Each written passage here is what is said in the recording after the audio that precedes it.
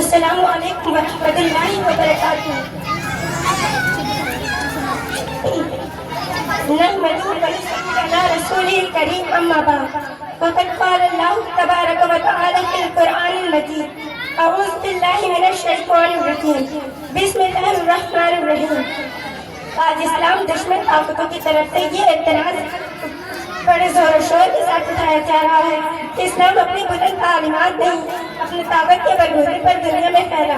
اسلام کی یہ حیرت انگیز اشاعت دنیا کے کونے کونے میں قرآن کے ساتھ پھیل جانے کا راضی ہے کہ مسلمانوں نے اسلام پھیلانے کے لیے تلوار کا استعمال کیا، زور و زبردستی اپنا کلمہ پڑھوایا۔ یہ اعتراض جتنے شد و مت کے ساتھ اٹھایا جا رہا ہے، حقیقت یہ ہے کہ اتنا ہی بے وقت اور کمزور ہے۔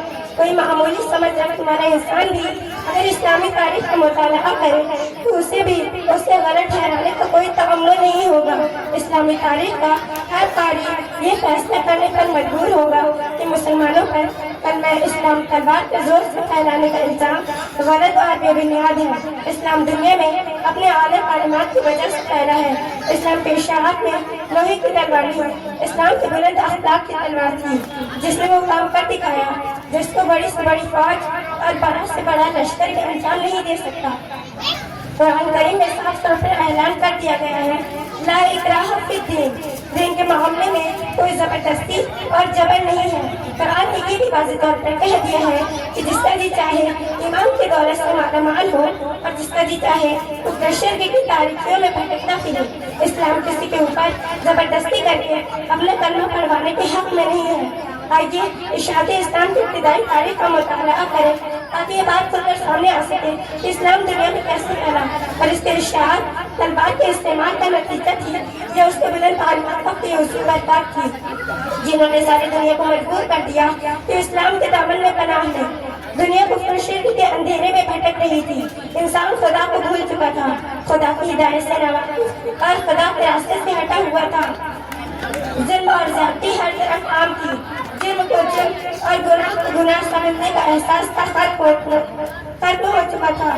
ایسا ماحول تھا اور اس ماحول میں اللہ کے رسول صلی اللہ علیہ وسلم مبعوث کیے گئے۔ اللہ کے رسول حق کی طرف بلانے والے تنہا تھے، خدا کے راستے کی طرف پکارنے والے اکیلے تھے۔ اس وقت ان کا کوئی ساتھی نہیں تھا، گھر والے بھی نہیں، دوست و احباب بھی نہیں، عزیزوں و اقارب بھی نہیں۔ ایک طرف اللہ کے رسول تھے، دوسری طرف ساری دنیا۔ اللہ کے رسول کے پاس کوئی دنیاوی طاقت نہیں تھی، کوئی قوم نہیں تھی، کوئی لشکر نہیں تھا، روکنے پیسہ مال دولت نہیں تھی۔ اللہ کے رسول نے جب لوگوں کو خدا کی طرف بلایا، دین کی دعوت دی تو ساری دنیا آپ صلی اللہ علیہ وسلم کے دشمن بن گئی۔ آپ کے راستے میں کانٹے بچھائے گئے، نماز پڑھنے میں گردن مبارک پر ان کی اوجھلی رکھی گئی، دوستوں نے منہ پھیر لیا، رشتہ داروں نے ناطہ توڑ دیا، اپنے پناہ ہو گئے، گھر بھرا غریب بانٹنے لگے، ہر طرف سے آپ کی آواز کو دبایا گیا، آپ کو اسلام کی دعوت سے روکا گیا، اسلام کو مٹانے کی کوشش کی گئی۔ جس نے اس کے بات پر لبیک کہا اسے مکہ کی گھڑیوں میں گھسیٹا گیا۔ شب گرمی میں عرب کی تکتی ریت پر لٹا کر سینے پر پتھر کی بھاری چٹانیں رکھی گئی، تو ساری کوشش کے باوجود جب وہ اللہ کے رسول کو دین کی دعوت سے باز نہ رکھ سکے، آپ صلی اللہ علیہ وسلم کے ساتھیوں کو شرک کرنے پر مجبور نہ کر سکے تو انہیں گھر سے بے گھر کر دیا، انہیں مدینہ جانے پر مجبور کر دیا۔ اللہ کے رسول یہ ساری تکلیفیں سہتے رہے لیکن جب آپ برداشت کرتے اور لوگوں کو برابر دین کی طرف بلاتے رہے۔ رسول خدا ایک درخت کے نیچے آرام فرما رہے ہیں، آپ کے ساتھ آپ سے کچھ دوری پر ہے، ایک دشمن نے وہ اچھا دیکھ کر تلوار سانپ لی اور آپ کے سہارے جا پہنچا۔ اس نے غصہخانہ انداز میں رسول اللہ صلی اللہ علیہ وسلم کو جھکایا اور بڑے غرور سے کہنے لگا اے محمد بتاؤ اب تم کو میرے ہاتھ سے کون بچا سکتا ہے؟ اللہ۔ رسول اللہ صلی اللہ علیہ وسلم کی زبان سے سادہ مگر کوئی لفظ نکلا، جانے کون سی تصدیق تھی اس لفظ میں کہ دشمن کا سنتے ہی تیر سر کاٹنے لگا، تلوار ہاتھ سے چھوڑ گئی۔ رسول اللہ صلی اللہ علیہ وسلم اٹھے، تلوار ہاتھ میں اور اس بار انداز میں دریافت کرنا، تم اب تک مجھ سے پوچھ رہے تھے کہ میرا بچانے والا کون ہے، اب میں تم سے پوچھتا ہوں کہ تم کو میرے ہاتھ سے کون بچائے گا؟ دشمن کا ایمان خدا پر نہیں تھا، اس نے کہا آپ ہی بچا سکتے ہیں، اگر آپ مجھ پر رحم نہ فرمائیں تو مجھے کوئی نہیں بچا سکتا۔ پیارے نبی صلی اللہ علیہ وسلم نے اپنے جانی دشمن کو بغیر کسی تعرض سے چھوڑ دیا، وہ اپنے ساتھیوں میں چلا گیا۔ ابھی اس بات کا اثر یہ ہوا کہ شخص نے مکہ فتح ہونے کے بعد اسلام قبول کر لیا۔ مکہ فتح ہو چکا ہے، شہر مکہ میں مکہ کے سارے ساتھی جمع ہیں، وہ سبھی جنہوں نے آپ صلی اللہ علیہ وسلم کو اور آپ کے ساتھی کو طرح طرح کی تکلیفیں پہنچائی تھی، اسلام کو مٹانے کی کوشش کی تھی۔ آپ صلی اللہ علیہ وسلم کے راستے میں کانٹے بھی چاہے تھے، ان میں وہ ابو سفیان بھی تھے جنہوں نے جنگ بدر سے بعد سے اب تک لگاتار مدینہ منورہ پر حملہ کیا، جنہیں اسلام کو نابود کرنے کا ناکام منصوبہ تھا۔ وہ ہندا بھی تھے جنہوں نے آپ کے پیارے چچا میں خون میں ہاتھ رنگے تھے۔ سارے دشمن آپ کے سامنے بے بس اور مجرموں کی پناہ کر رہے تھے، اب ان سے ایک ایک ظلم کا بدلہ لے سکتے تھے، گن گن کر ہر ظلم کی سزا دے سکتے تھے، لیکن یہاں کبھی توقع کرنا تھا، رحمت تھی کہ آپ نے یہ اعلان کیا، لا تثریب علیکم اليوم انتم الطلقاء، آج تم پر کوئی شرزنش نہیں، جاؤ آج تم آزاد ہو۔ یہ معافی کا اعلان اتنا عام ہوتا ہے کہ فرمایا جا رہا ہے جو کعبہ میں پناہ لے اسے امن ہے، جو ابو سفیان کے گھر پناہ لے وہ بھی مأمون ہے، اور جو اپنے گھر کا دروازہ بند کر لے وہ بھی امن میں ہے۔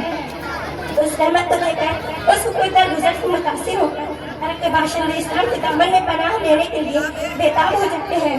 ابو سفیان اسلام قبول کر لیتے ہیں، وحشی دار اسلام میں داخل ہو جاتے ہیں، اور ہندا کی زبان سے بے اختیار یہ الفاظ نکل جاتے ہیں، اے اللہ کے رسول، آج سے پہلے آپ کے خیمے سے زیادہ مجھے کوئی خیمہ قابل نفرت نہیں تھا، اور آج آپ کے خیمے سے بڑھ کر مجھے کوئی خیمہ پیارا نہیں۔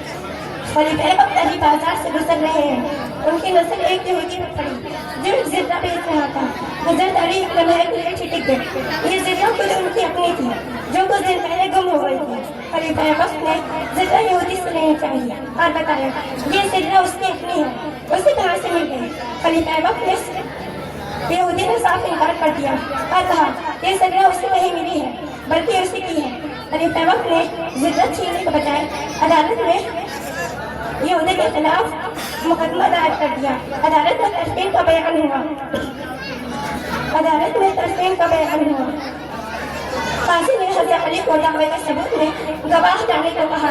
حضرت علی کی طرف سے ان کے بیٹے حسن اور ان کے غلام نے گواہی دی، مگر قاضی عدالت نے آپ کو فیصلہ یہ کر کر خارج کر دیا کہ اسلامی عدالت میں بیٹی کی گواہی باپ کے حق میں اور آپ کے غلام کی گواہی آپ کے حق میں معتبر نہیں ہوتی۔ یہودی اختلاف فیصلے سے دیکھ کر چلا اٹھا اور حضرت علی کو آواز دی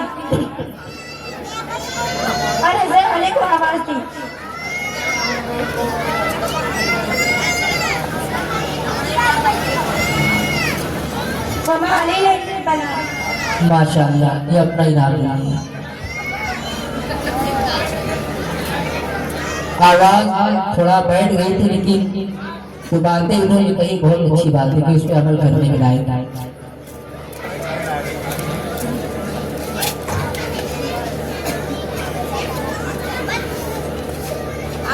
آئیے اب ہم تقریر پیش کرنے کے لیے عائشہ کو بلانا چاہتے ہیں مائک پر اس شعر کے ساتھ۔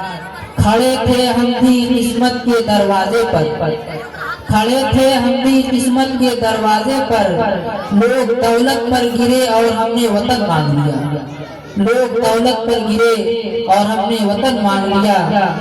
آئیے عائشہ تقریر پیش کرنے کے لیے مائک پر۔